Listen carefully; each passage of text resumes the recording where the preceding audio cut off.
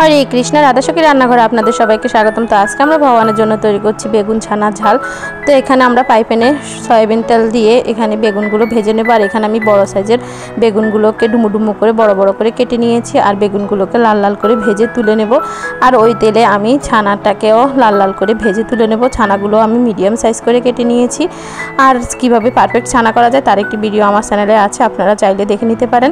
তো এরপর সামান্য তেলে হিং ফোড়ন দিয়ে এতে জল দিয়ে এতে কাঁচামরিচ, লবণ, হলুদ, মরিচ, কাশ্মীরি লঙ্কার গুঁড়ো দিয়ে জলটা যখন খুব ভালোভাবে ফুটে উঠবে এর মধ্যে আমি দিয়ে দেব সেই ভেজে রাখা বেগুন আর ছানাটা।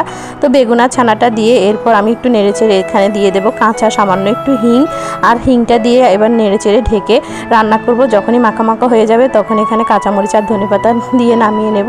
এই যে দেখুন কত সুন্দর হয়ে গেছে বেগুন ছানার ঝাল। এবার আমি এটি ভগবানকে অন্যের সহিত অফার করেছি আর সবাই মিলে আস্বাদন করেছি। পরম সুস্বাদু কৃষ্ণপ্রসাদ। হরে কৃষ্ণ। ধন্যবাদ।